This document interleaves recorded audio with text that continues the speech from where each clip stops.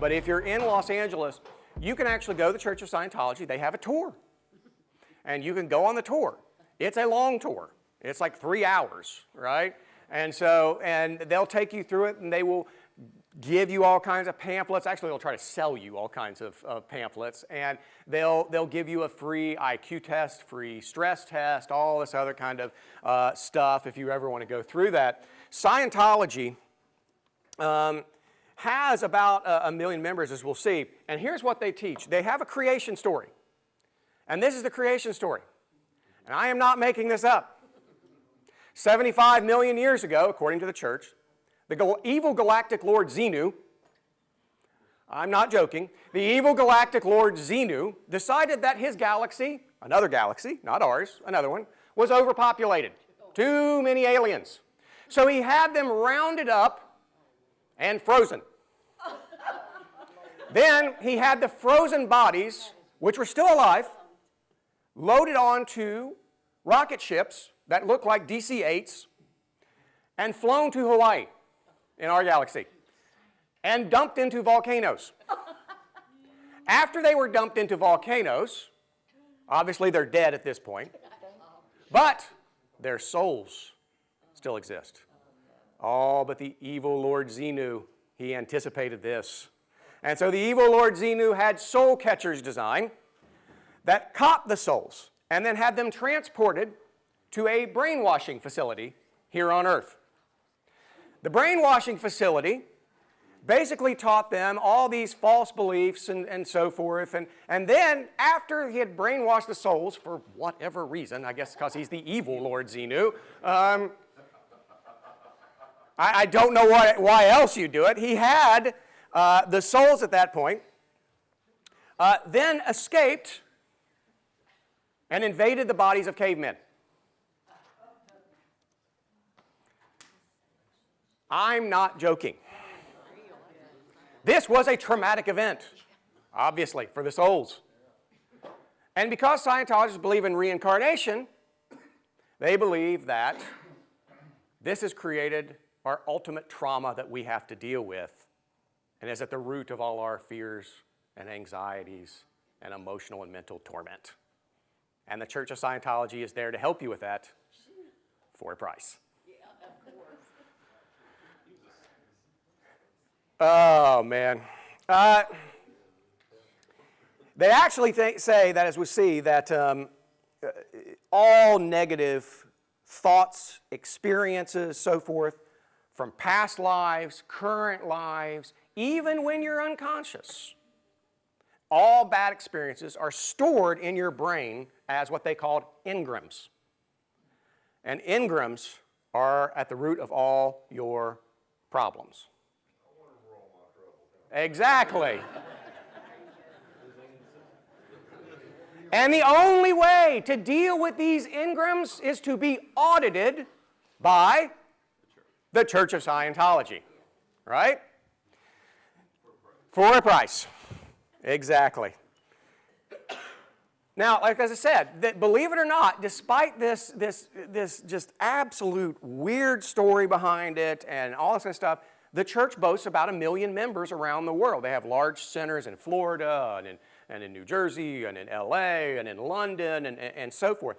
And among their membership, of course, is John Travolta, Kirstie Alley, and most famously Tom Cruise, right? Yeah, Tom Cruise believes that most of his problems, and he has them obviously, go all the way back to the evil Lord Xenu.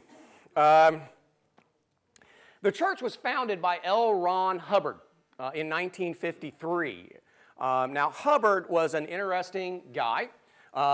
He had kind of bounced around from career to career to career. He had tried being a sailor. That didn't work. He was in the Navy, didn't have a very decorated career there. Now, this is not what the Church of Scientology would tell you. The Church of Scientology would tell you he did everything but invent the wheel, that he was just this genius who everything he did was wonderful.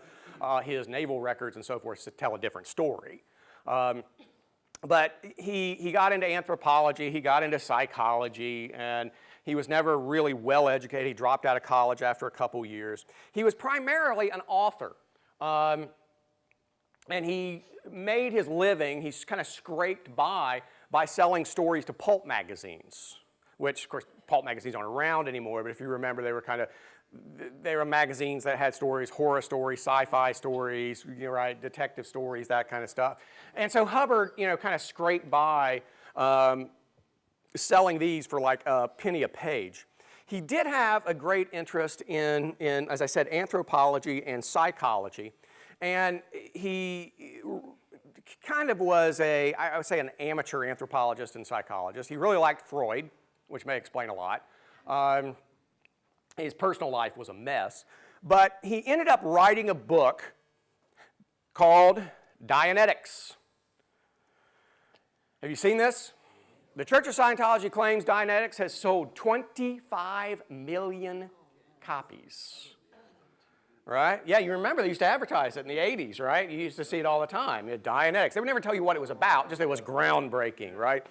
And so Dianetics, they claim it sold 25 million copies. It did make Hubbard a very rich man. And he, however, resented paying taxes. And don't we all? Yeah. And so, there's a story. Harlan Ellison was a fellow sci-fi writer who swears that L. Ron Hubbard was at a sci-fi convention, and sci-fi conventions in the 50s, just like now, attract a lot of geeks asking a lot of really geeky questions. And, Hubbard was on this panel getting all these nerdy questions and getting really annoyed. And he covered his mic, turned to Harlan Ellison and said, heck with this. Didn't say heck, but he said, heck with this. I'm going to go start my own religion. Right? And it worked out well for him monetarily. Probably not eternally, but monetarily it worked out pretty well. The book Dianetics, and I've been shocked by how many, I go into Christian homes, I see it everywhere. I see Christians have read it everywhere, and sometimes people just don't know what it is because it's sold kind of as a book about mental health, right? But yeah, it's self-help, that kind of stuff, but it basically talks about these engrams. It talks about, it doesn't give the Galactic Xenu story in there. People did not realize that was the creation story for a while. I'll get to that in a minute. But the book Dianetics basically says that, okay, you have all these engrams, all these bad experiences from this life and past lives, because they believe in reincarnation, going all the way back to the cavemen, right? That all these engrams, all these bad experiences are stored in what they call the reactive mind. And it's the reason why you have depression, it's the reason why you have anxiety, it's the reason why you have arthritis, it's the reason why you have a cold, all from engrams. And the only way to get rid of this is to be audited. And to be audited, you have to have a trained auditor with an e-reader. They call it an e-reader. It is basically a lie detector test. It's just a lie detector test. That's all it is. And they ask you a bunch of questions to try to see where you're stressed out. Because what do lie detector tests actually detect? Not lies, but stress, anxiety, right? The idea is that if you are telling a lie, you'll be more stressed out. Now, actually, there's a reason why those are not allowed in court, because they're not actually that accurate. Some people can lie as cool as can be, right? And others get stressed out no matter what you're asking them. So it's, so it just doesn't matter. But that's essentially what happens. The goal of the Church of Scientology, that's South Park's depiction of the evil Lord Xenu. I love it when they tell the creation story in South Park, in the show South Park. Not that I watch it.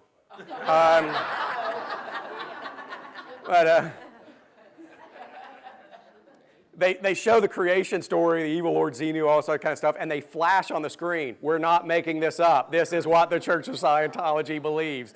And it really is. But the goal of the Church of Scientology and Dianetics is to reprocess your memory. So it's basically like if you've ever been to any kind of counseling session or stuff like that, you talk about stuff, and then you hope to see it objectively and all this other kind of stuff. And then, so you go through all these audits, and the goal is to become clear.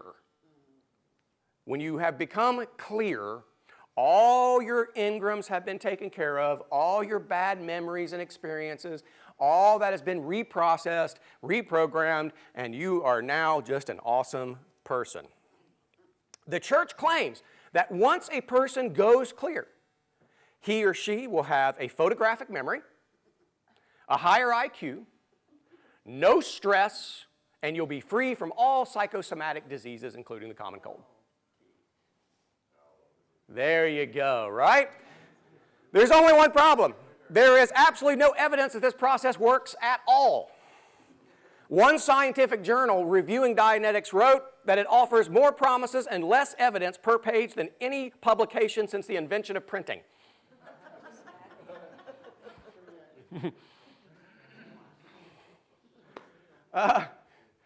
Yeah, it didn't work out so well. It still doesn't work out well.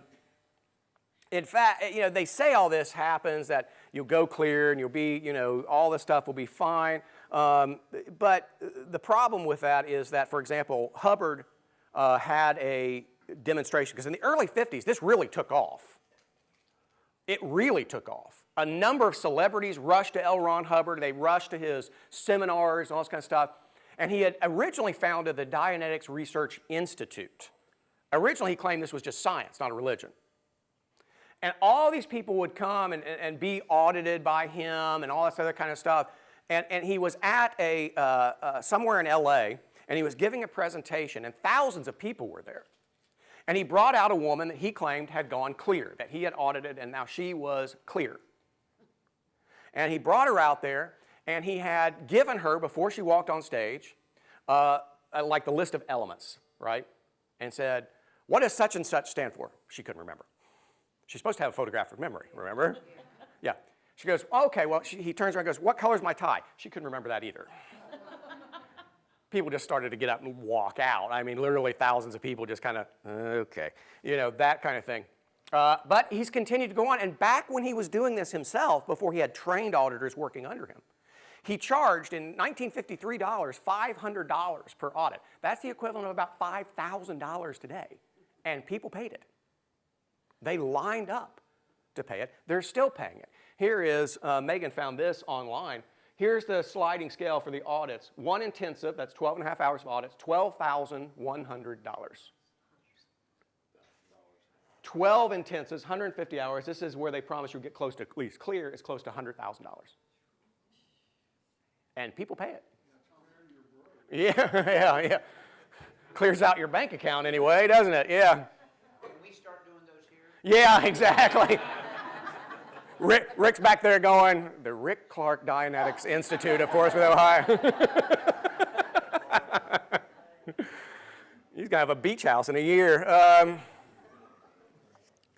Man, oh man. The church, they do so well. The church pulls in $500 million a year.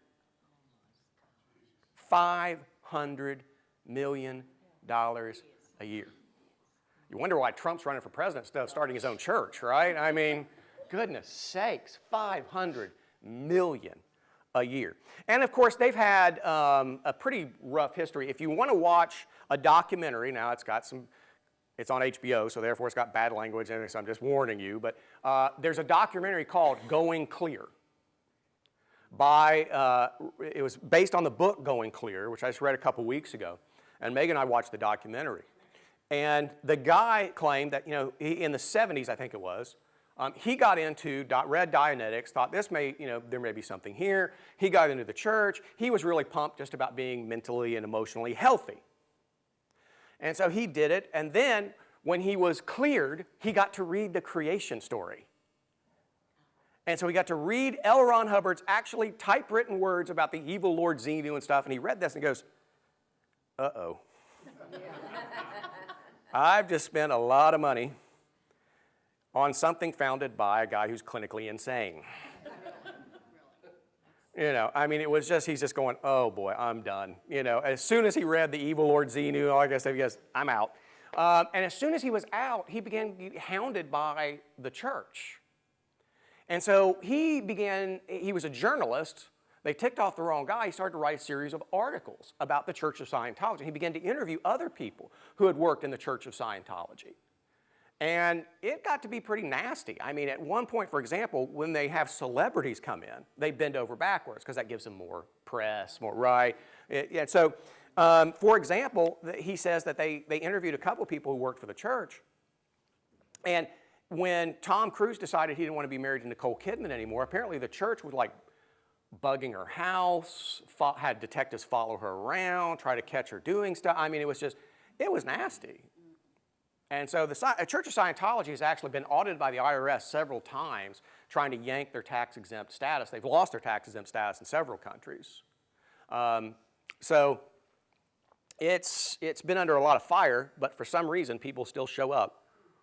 Is there, like, when kids reach a certain age, don't they get some, like, brainwash? I don't know a lot about brainwashing camp, basically. And yeah, I mean, your family, they have, you name it. I mean, the Church of Scientology, if you become a member and you're willing to check out the money, they have camps, they have rehab centers, they have, all that kind of stuff. I mean, some of the stuff they do is actually physically and emotionally beneficial in the sense that, for example, if you come in and you're addicted to drugs, they do everything they can to get you off drugs. They have a rehab center that's purportedly pretty successful. And they have stuff for families. They have, I mean, you name it. You go on the tour of the Big Blue Building in LA. It's 3 hours because one of the things they do is, I mean, they give you movie after movie after movie to watch, right? And the movies are all geared towards different people. Some towards mothers, some towards kids, some towards, they're very smart in how they try to target everyone who comes in. And so the Church of Scientology is very good at that. Now, it's also good because, there's a reason why, even though L. Ron Hubbard, when he founded the church, was living in Arizona, there's a reason why he established it in Los Angeles. The reason he established it in Los Angeles, well, not just because they're dumb, I get that, but I mean, first thing I learned, the first shocker I learned when I was in Hollywood is, wow, there's no IQ test to be a star, is there? There's some really stupid rich people. But it's because, what happens? I mean, L. Ron Hubbard put it in the center of Hollywood for a reason. LA and New York draw creative types. Creative types, by nature, are angst out and depressed. Are they not? Right? That's just a part of what being an artist is, right? You got to suffer for your art. You've got to, and so they tapped into that. So but we can help you. We can help you deal with your depression and your anxiety and so forth. And so, there's a reason why they set up camp there. Can you be a Christian and a Scientologist? How do they differ? Oh, boy. Yes, sir. Would they actually have a service of some sort like we have? They don't really have services. They have more like seminars. There's teaching, and they do have big get-together, like they'll have annual dinners and stuff like that. Like maybe their equivalent of an Easter or Christmas service would be, they do come together and they'll have speakers like Tom Cruise and stuff like that. But they're only for people who have paid out the big money to go high in the auditing process that get to go to these kind of dinners and stuff, right? And they do talk about L. Ron Hubbard and all the wonderful things he did, and it's all myth. I mean, everything that's been fact-checked on L. Ron Hubbard, if that guy's lips were moving, he was lying. I mean, he just made up this life story that makes no sense whatsoever. And so, but they still believe it. They believe, well, his naval records have been altered by the government that's always out to get him. That kind of stuff. They've got that kind of answer to everything. That's what a cult does, right? They've got some kind of weird answer to everything. Where does he claim to have gotten the story of Xenu or whatever? The revelation of Xenu, that just came to him. Okay. That just came to him after his intensive study of anthropology and psychology. So, now, certainly Hubbard's creation story cannot be squared with Genesis 1 through 3, right? There's no evil Lord Xenu, that kind of stuff. Now, Scientologists, they do say that it's okay to believe in a supreme being, but you get to define that on your own. As long as it harmonizes with their weird creation story, yeah, you want to believe in a supreme being, whatever. Or if you don't, whatever. But of course, the Bible teaches that, who God is, and God is most truly revealed in Jesus Christ. And that's the only way to know the supreme being, is through Jesus Christ. So that can't be squared with Scripture. Scientology teaches that man is thetan. That's what they call human beings, thetans. A thetan is a perfect, if not a divine being with unlimited potential. They believe you have unlimited potential. And you're held back by your engrams, right? Your bad experiences and stuff like that. The Bible teaches that we are the beloved image of God, but that we are inherently sinful and in need of salvation, not just psychological reprogramming. Right? Now, don't get me wrong. Even though Hubbard was a pop psychologist who had just read just enough Freud to be dangerous, the Church of Scientology actually attacks psychology. They say modern psychology is a fraud because obviously it's competition, right? Why go pay $1,000 for an audit when for $100 an hour you can go down and see a psychiatrist, right, or a psychologist? So they've attacked that. But I believe in psychology. I believe they're, of course, like anything else, they're good psychologists, they're bad psychologists, just like they're good doctors and bad doctors. But I actually have said this many times. I think that preachers do way too much counseling because preachers are not trained to be counselors. We're just not. I had one counseling class in seminary, I tell people, first thing they come with me a problem is, look, I've been trained to help you spiritually, but emotionally, mentally, if you've got serious depression, anxiety, so forth, you need to go get professional help, And so I believe in psychology and so forth. But that in and of itself is not going to save you. It may help you. It's not going to save you, right? The goal of Scientology is to make you this incredibly emotionally healthy person. But the goal of Christianity is to save you from hell and to put you in a loving relationship with Jesus Christ, right? And so there's a big, big difference there. The church teaches that death is a blessing, for it releases your soul from your body. And if you are clear, you may not need to be reincarnated, but simply attain a higher level of consciousness, whatever that means. We'll talk about Buddhism in about 3 weeks and all that kind of stuff, but I've yet to have a Buddhist teach me what that means, yeah. Whereas Christianity teaches that our souls are eternal, but that we have a physical existence. Paul writes in Philippians 3:21, we will have a body like Jesus' resurrected body in the new heavens and the new earth. Right? So that's a big difference.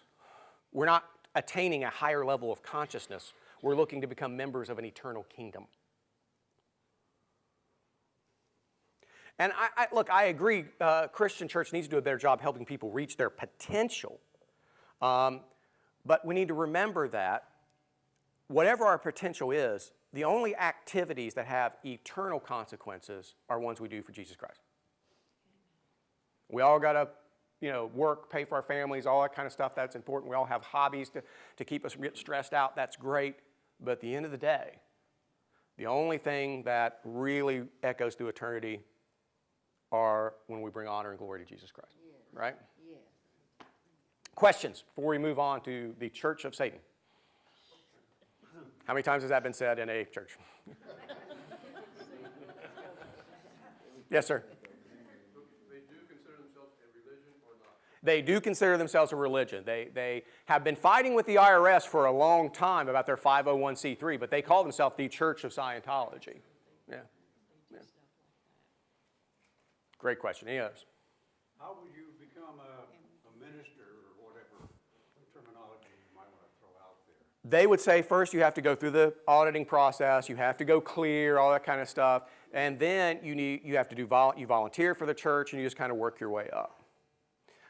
It's a bureaucracy like anything else, and so the guy who took over for L. Ron Hubbard was kind of his right-hand man, kind of took care of him, but he's, his reputation is a pretty brutal sucker, but it's, apparently it pays well. L. Ron Hubbard died a very wealthy man, and that's all he really wanted. No, he died in the 1980s of a stroke. Apparently that's not a psychosomatic disease.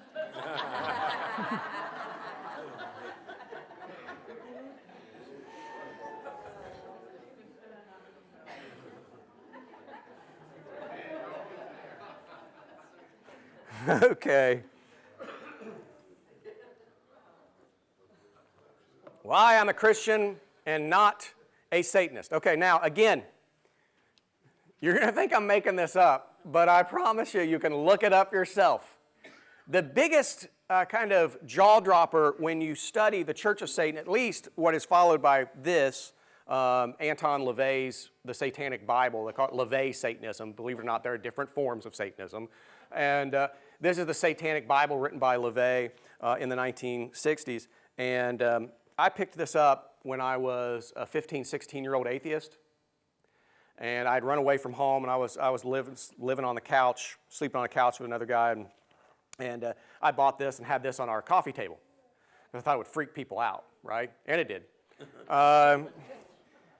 And then one day I started to read it. And I was sorely disappointed, even as an atheist. As an atheist metalhead in the 80s, what could be better than reading the Satanic Bible? It's boring. It's so boring.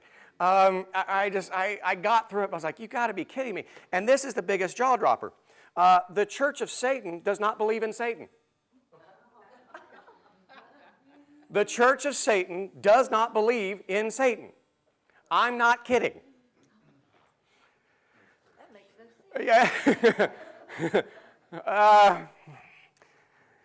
The Church of Satan, as I said, is the brainchild of misspelling there, Anton LaVey. He founded it in 1966. Now, LaVey he's an interesting character himself. That is, if you recognize, LaVey is here. That's Marilyn Manson, who is a high priest in the Church of Satan. And you can become one too online for a price. You know, they're Satanists, but they're capitalists. Yeah. People who have joined the Church of Satan at different points include, you remember Jane Mansfield? Anybody remember? Jane Mansfield at one time was a very active member of the Church of Satan. Sammy Davis Jr. for a while. And the reason they was simply because LaVey, as the high priest of the Church of Satan, threw really good parties, which you can imagine. In the 60s, if you were looking to party, the Church of Satan was the place to go, apparently, in San Francisco. The guy knew how to party. Now,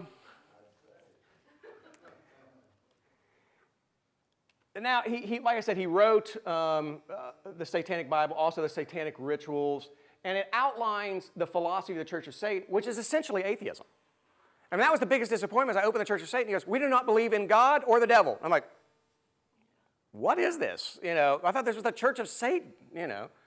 And basically he says, well, we worship Satan, but Satan is just a symbol of being rebellious and being true to oneself. Yeah, right? I mean, you're all disappointed, aren't you? It's just like, really? He basically teaches that in the Satanic Bible, he just basically teaches, he takes a little bit of Nietzsche and he takes a little bit of Darwin and he takes a little, it says basically, do what you want. It's all about you. You know, the strong need to survive, the weak, heck with them. You know, it's that kind of thing. Now, the way LaVey came to this was he was teaching this stuff. He was teaching in San Francisco. He was teaching in like coffee bars and all that kind of stuff in the 60s. He was teaching this kind of just do what you want, you know, stick it to the man, you know, do whatever you want sexually, do whatever you want, period. It's all about you. And somebody told him, said, you know, you could make a lot of money if you turn this into a religion. And so, you know, so instead of doing coffee bars, you know, for $20, I can do a religion and, you know, be tax exempt, which they are. All this other kind of stuff. And so LaVey claims that, you know, the reason he came to this philosophy was that he was a church organist doing revival, tent revival meetings. And he said the biggest thing that really shook him was that he saw all these people come up, you know, when they sing Just As I Am 50 times at a revival, you know, so finally people come up. He said he'd see these people, and then the next week he'd see them come up again. Same people. Because they'd get saved on Friday night, drunk on Saturday night. And he'd say, this doesn't work. He said, this is just absolutely, it goes against the grain of who we really are. Who we really are just a higher order of animals. And we should just act like animals. And that's the teaching of the Church of Satan. So you're saying it's our fault? Yes. Yes, the church created the Church of Satan, yeah. He says your selfish desires should be trusted. They're good. Go for it. He was a complete agnostic. He said he was not an atheist, actually. Later on, he claimed that he was been an atheist before. He actually later became an agnostic. He said, okay, there may be a God, but he said, who knows who it is? Who knows? You know, you can't know anything about God, so heck with it. Just do what you want. And that's how he lived. Now, it really, you can look at that and say, you know, because I saw some of you shaking your head when it's like, he's tax exempt. How is that even a church? Well, here's how LaVey got away with it, because he was a sharp dude. He really was. LaVey said, okay, yeah, what I'm teaching is just basically secular humanism, but the human beings, for whatever reason, they need ritual, they need mystery, they need all that kind of stuff, so we're going to have a church. And he would have black Sabbaths, and he would have magical rites and all that kind of stuff. He said, because people need it. It provides people with emotional fulfillment. But he did believe in some forms of magic. He said, there are unexplainable forces of nature, and if you can tap into these, you can bless yourself and curse others and all that other kind of stuff. So he came up with the book, The Satanic Ritual, basically because he wanted to have another book to sell. And the Satanic Ritual is just stolen from a bunch of Wicca stuff to, you know, different kind of rituals and stuff to do if you want to be a member of the Church of Satan and harness these natural powers that are out there. So now, he would say that self-interest is at the heart of the Church of Satan. He wrote that the 7 deadly sins of the Christian church are greed, pride, envy, anger, gluttony, lust, and sloth. Satanism advocates indulging in each of these so-called sins, as they all lead to physical, mental, or emotional gratification. Well, I used to be 225 pounds, so I've engaged a little bit in that. That did not lead to self-fulfillment. That led to high blood pressure. And to me having to buy a gym membership. So I'm not so sure I agree with Anton there. He died in 1997, but the church lives on, largely online now. As you can imagine, right? Because, of course, if you're a disaffected teenager, that's you know, you're not going to make it all the way out to San Francisco. They claim to have 10,000 members, but the number's probably closer to 5,000. But it's one of those things where I tell people, because there's some evidence, there was some speculation that the shooters at Columbine had been online at Church of Satan, all that kind of stuff. You hear about it every once in a while. These kind of things come, as we're going to talk about witchcraft in America in a minute, Wicca. These things seem to have like a 20-year cycle. It got really big in the late 60s and early 70s, and then it went away. And then about the mid-90s, it got big again, you know, largely Marilyn Manson and, you know, that kind of stuff. And so we're due for another kind of, here we go again, right? And so it's good to know about this stuff. You know, the Church of Satan kind of goes up and down, but we're kind of unfortunately due for another. But I tell people all the time, because I have met people who claim to be Satanists. And I was like, oh, okay, have you read the Satanic Bible? I was like, have you? You're a pastor. I said, yeah, I read it. Have you read it? No. I said, you should read it. They're what? I said, yeah. If you meet somebody who claims to be a Satanist, they haven't read the Satanic Bible, tell them to read it. Because it's going to bore them to death. You'll find out, but we'll see next week, the Book of Mormon's more exciting than the Book of Satan. I mean, it's just boring. It's no different than what you hear somebody on Ellen say. I mean, it's just... Now, this is what I thought was the funniest. You would think that a church that teaches self-fulfillment wouldn't have any disgruntled members. But you'd be wrong. The Church of Satan had a church split.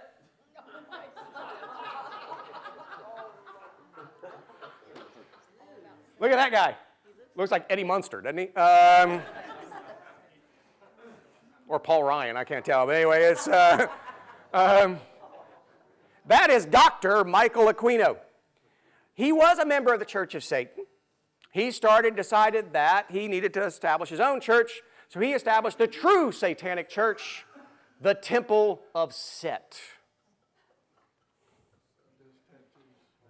The Temple of Set believes in a real-life Satan. unlike the Church of Satan.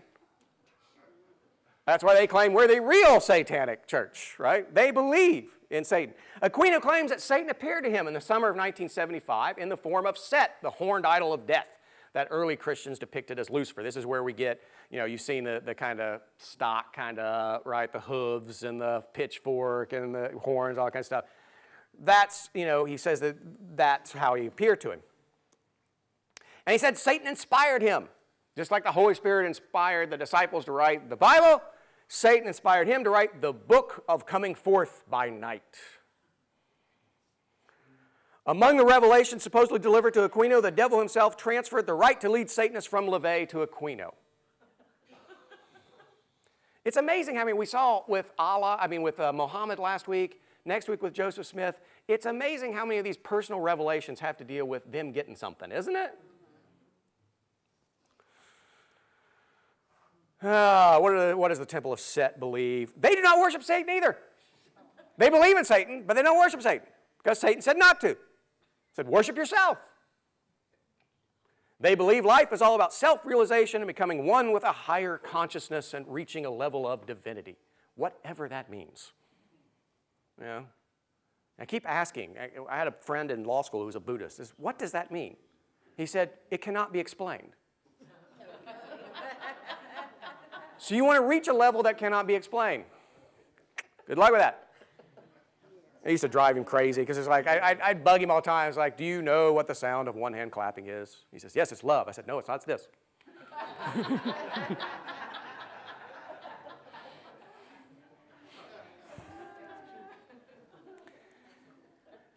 Well, obviously Satanism in any form cannot be squared with Christianity, even Satanists who don't believe in Satan.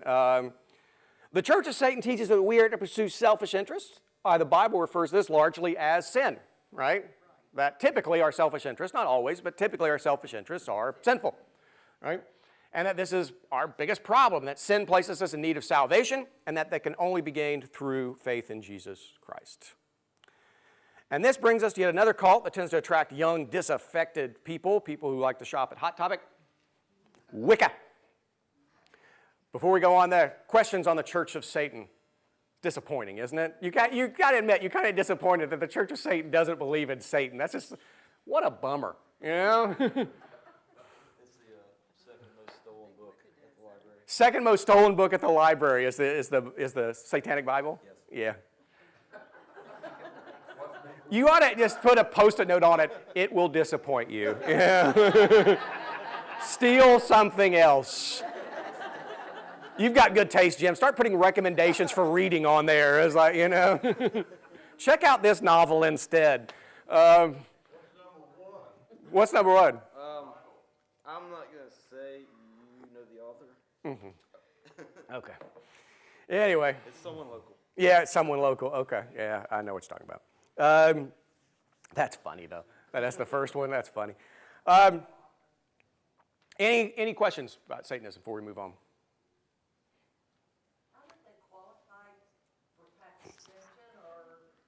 Their religion. Their religion. I mean, you can go start your own religion tomorrow, and if you meet the qualifications, under the code 501c3, the IRS code, So again, you're there. no services of any kind, they meet? The Church of Satan does. Now, the Temple of Set is a little bit more mysterious. They have a much smaller number. They admit their numbers are only a couple hundred. I only bring it up because it's funny that there was a church split with the Church of Satan.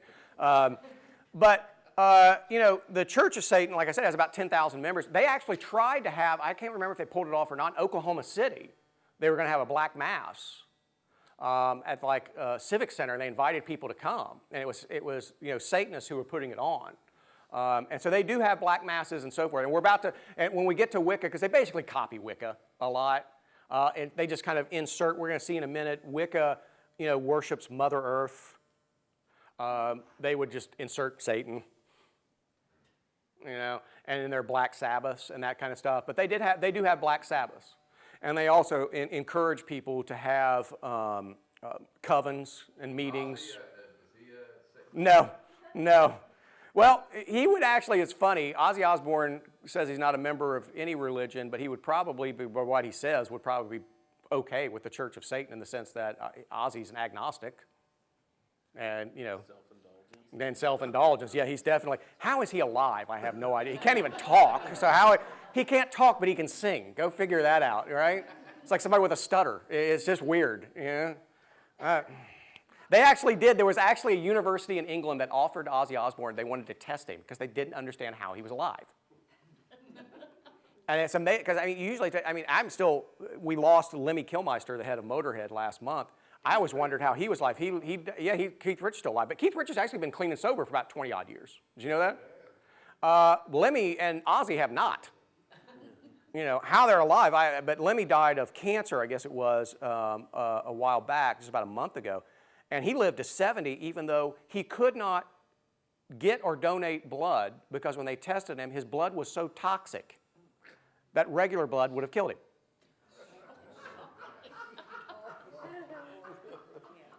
That's what he claimed, and how are you alive, dude? I mean, that's just, it's amazing. But anyway, did you have a question? I was just going to say that our Constitution gives them the rights to do what you're doing. Yeah, they had freedom of religion. Anywhere else, you can cut your head. Yeah. You couldn't have a Church of Satan in Tehran, right? Now, you can argue Tehran's already the Church of Satan, but it's not, death to America, all that kind of stuff. But anyway, Wicca, witchcraft. The modern Wicca movement can be traced to this guy. Isn't he a lovely, lovely fella? Gerald Gardner, the author of the book High Magic's Aid and Witchcraft Today.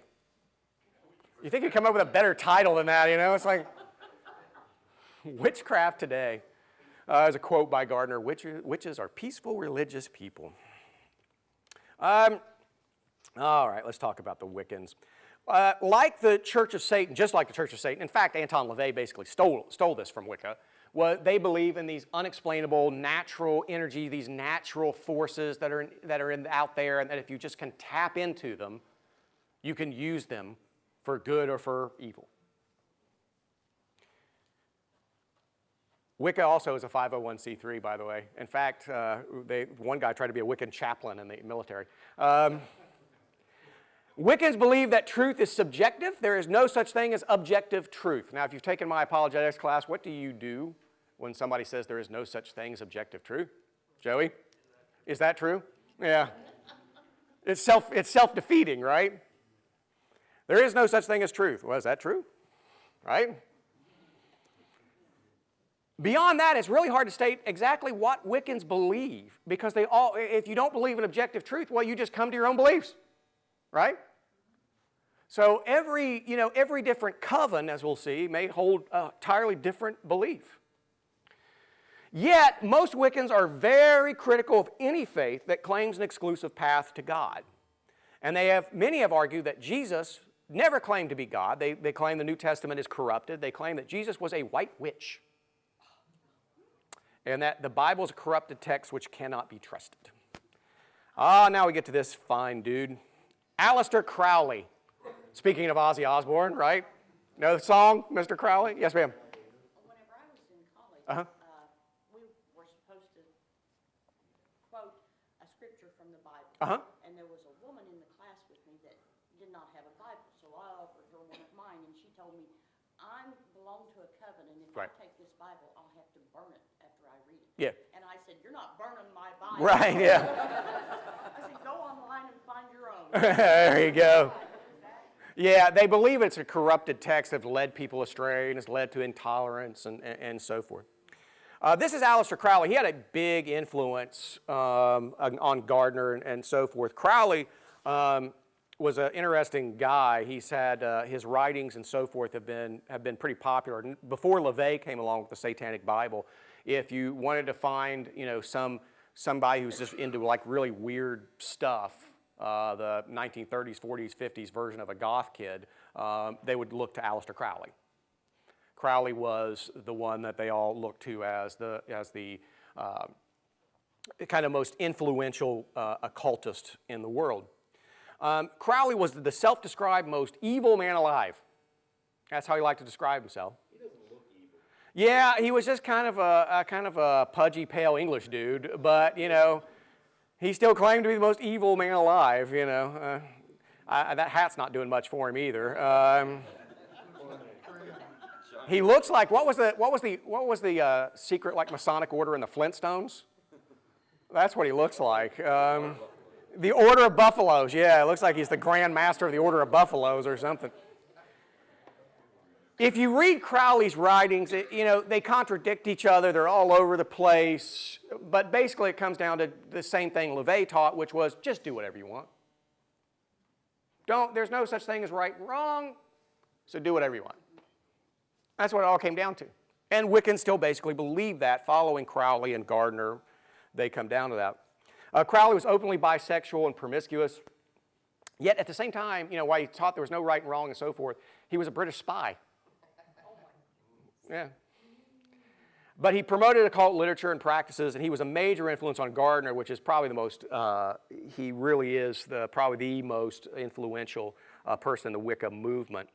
Gardner, in his book, taught that Wicca predated Christianity, therefore it's the truer, purer religion, and that he happened to just resurrect the ancient covens. Now, what's a coven?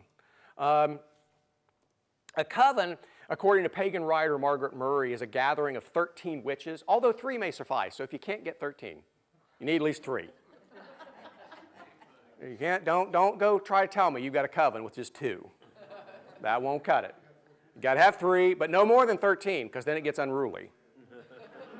And there's nothing worse than a bunch of unruly witches, right? 13. If they get over 13, you're encouraged to split or hive, create a new coven. Yeah, exactly. Covens are led by a high priest or high priestess, usually a high priestess. A high priestess trumps a high priest in Wicca. Stop. Feminist.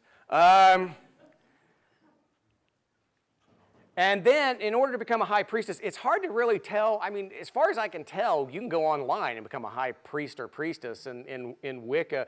You have to attain third-degree ordination, but nobody really knows what that means. You can just go online and print third-degree ordination, I guess. But some of them say, well, you know, you can only do it through, you know, ability to lead a ritual during a Sabbat. A Sabbat is when a coven gathers. That's a new or full moon, right? So the new or full moon, they get together, 13 of them get together, and they have their circle. Rituals usually consist of purifying the space, usually just waving incense around, you know, that kind of thing, and spouting off New Age stuff. Casting the circle, getting in the circle, and casting the elemental quarters. That means calling upon air, fire, earth, water, that kind of thing, because they basically worship Mother Earth. One of the more controversial rituals is the skyclad. That's where they walk nude through the forest. Now, let me just warn you.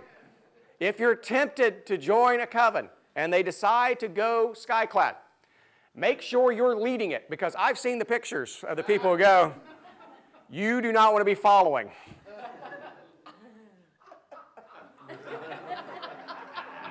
They may worship planet Earth, but they have never heard of Planet Fitness.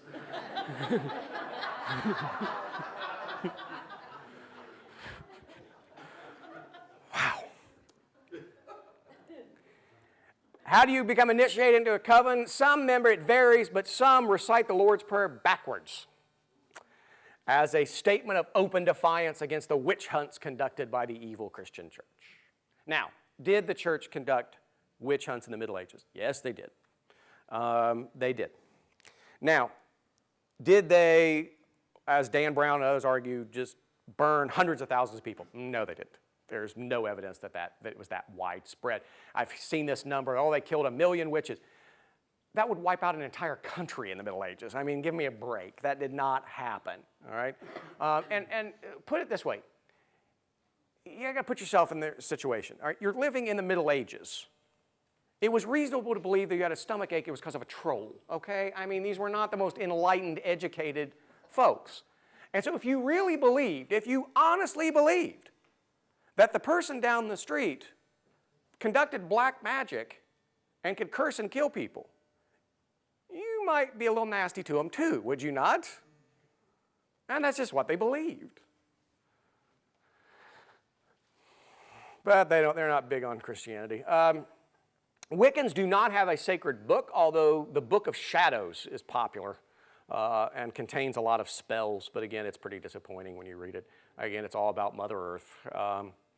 Wicca has grown as many as 500,000 adherents worldwide, about 500,000 worldwide. And has been accepted as an official religion by the U.S. government. It is actually possible to become a Wiccan chaplain in the military. There aren't any because right now there are not enough Wicca soldiers, but they're working on it. And then once they get so many of them, then the Army and Navy and Air Force have said, yeah, it's fine to have a Wicca chaplain. Oh, the difference between Christianity and Wicca. Doctrine is central to the Christian faith. We have things that we believe. Now, it is true that doctrine sometimes can become, we get too nasty with it in the church, right? That's why we say here, Dad and Rick and I and Andrew say we've got closed-handed issues and we got open-handed issues. Closed-handed issues, Bible is the Word of God. We're not going to bend on that. The Trinity, that God is Father, Son, and Spirit. That Jesus Christ died on the cross for our sins and was resurrected and will return. Now, these are non-negotiables. And that what the Bible teaches is right. Now, it gets messy applying it sometimes, of course, but those are non-negotiables. Now, open-handed issues. How and when you do the Lord's Supper.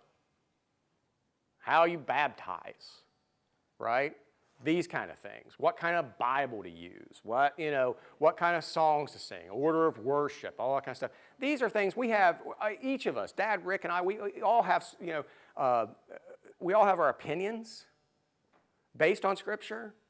We don't fuss about them, right? We can talk about it, but doctrine's still important. These things are very, very important.